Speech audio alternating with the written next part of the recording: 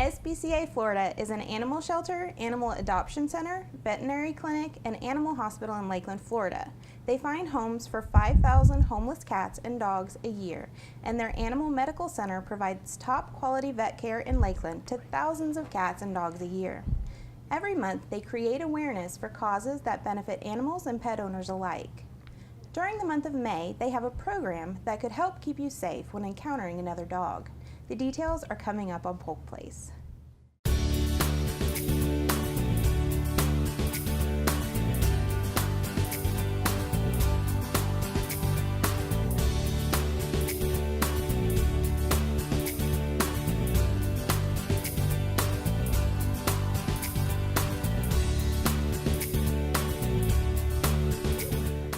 Welcome to Polk Place. I'm Tina Mann, and joining me in the studio today are Jessica Lawson, the Director of Marketing and Communications with the SPCA Florida, and Tara Caldwell, the Quality Assurance Training Specialist at SPCA Florida.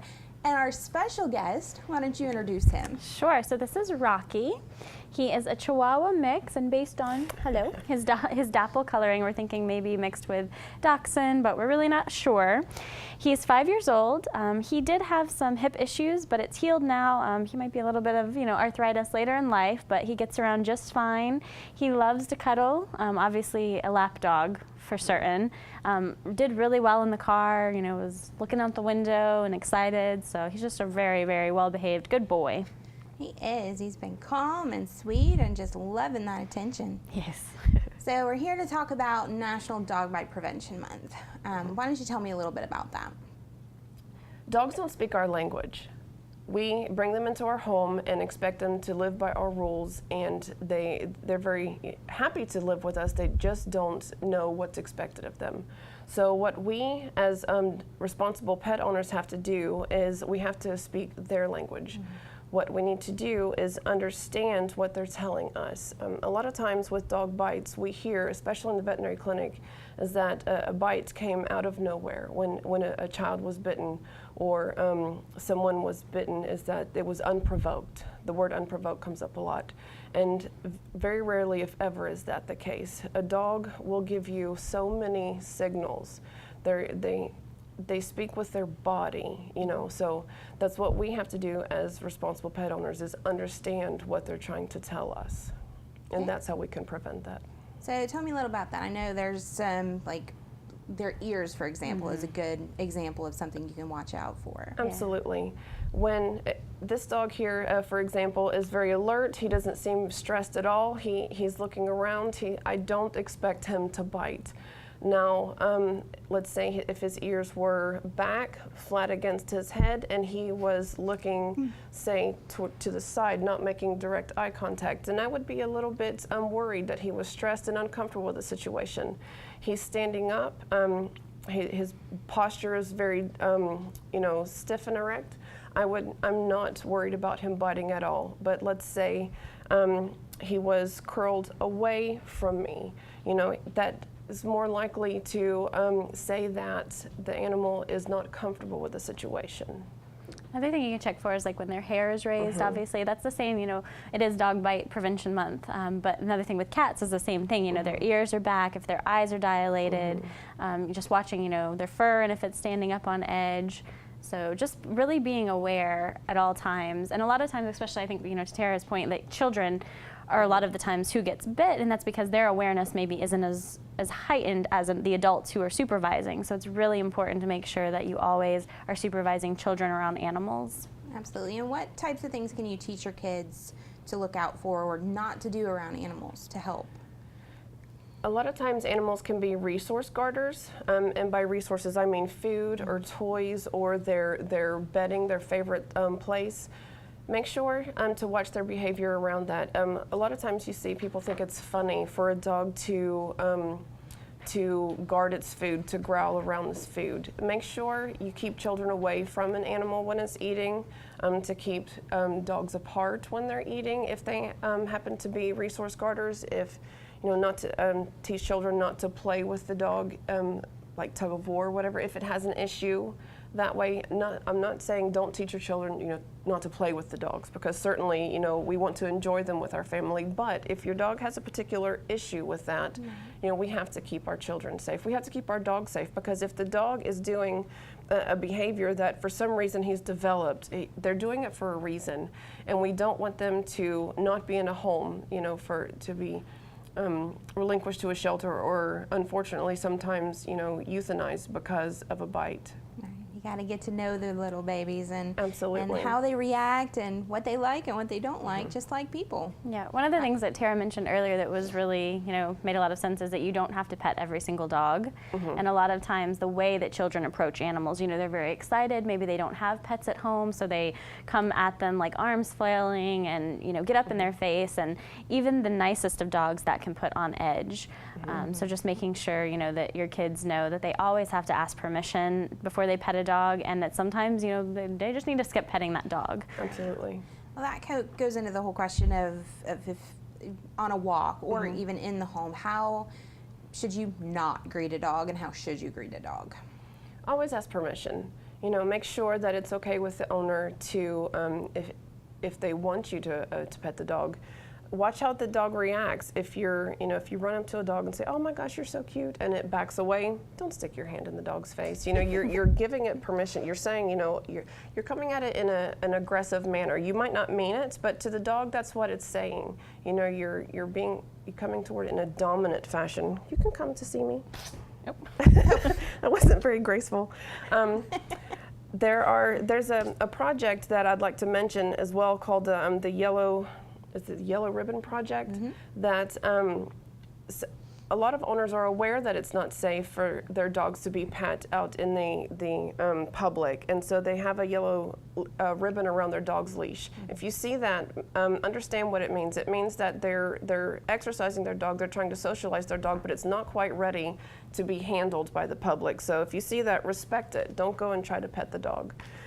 Also, even if a dog is very nice and generally in its own home, sometimes when they go out, it could be the first time they're in new situations. They don't necessarily understand what's going on.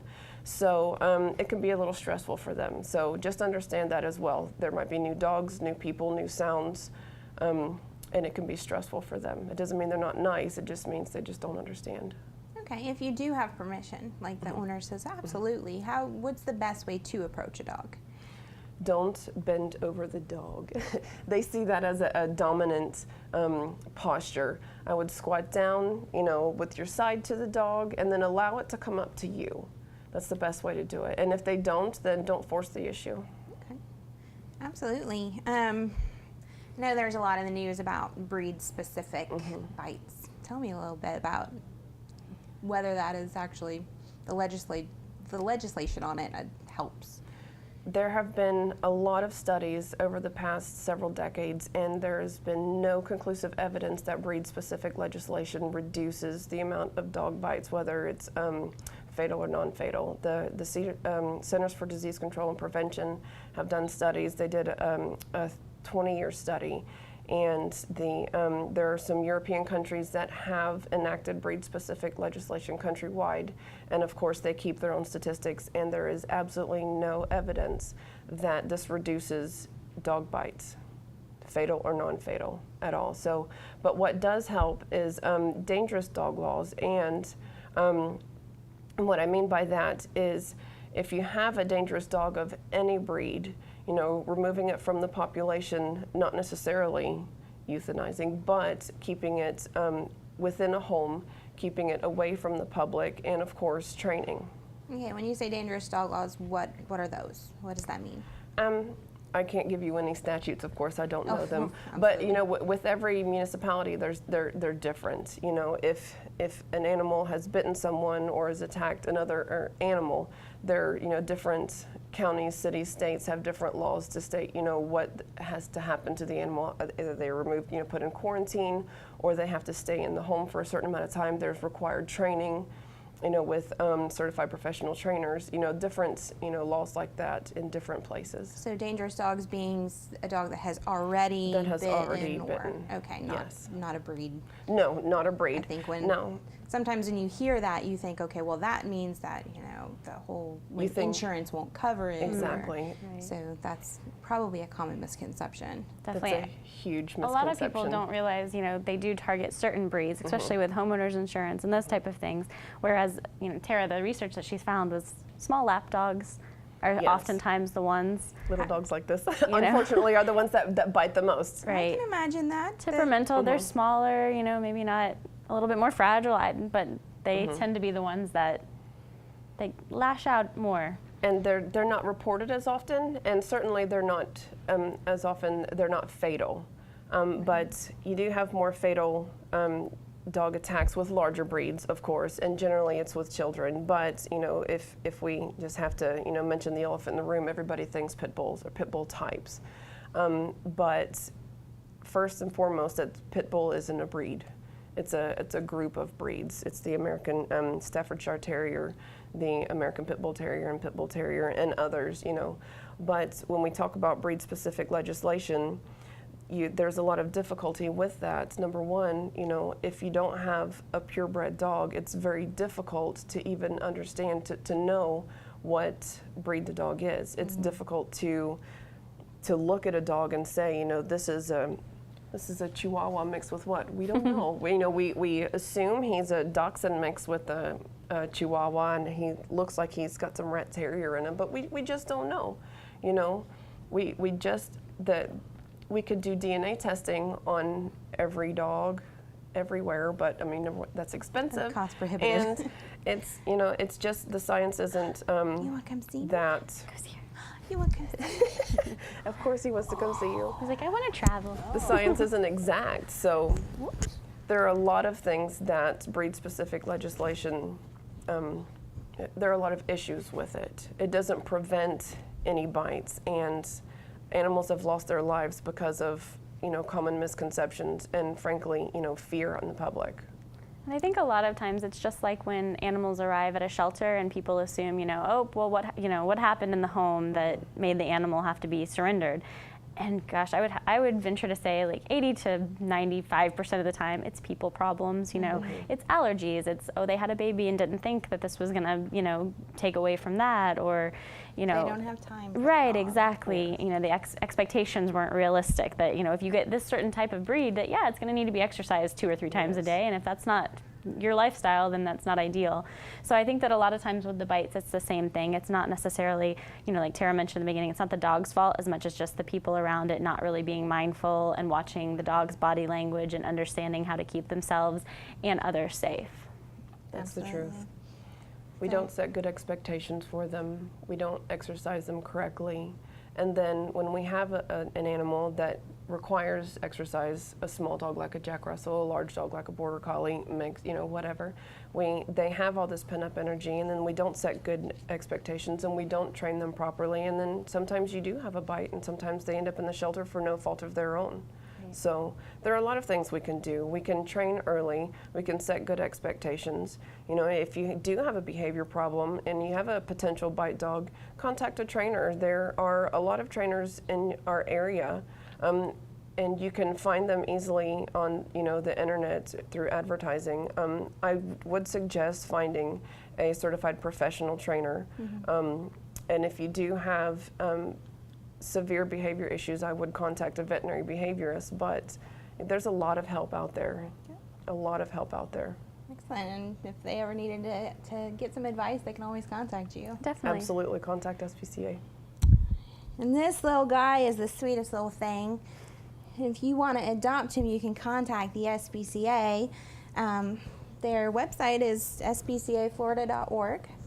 And their phone number is 646-7722. So come adopt this little guy. And I want to thank you guys for coming out today and bringing me a puppy to play with. Thank you for having us. Thank you.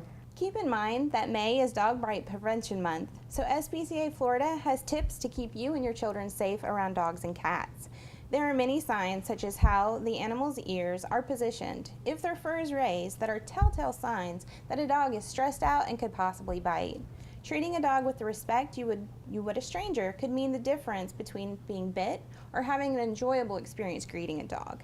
For more information about SPCA Florida, visit them on the web at spcaflorida.org or give them a call at 863-646-7722.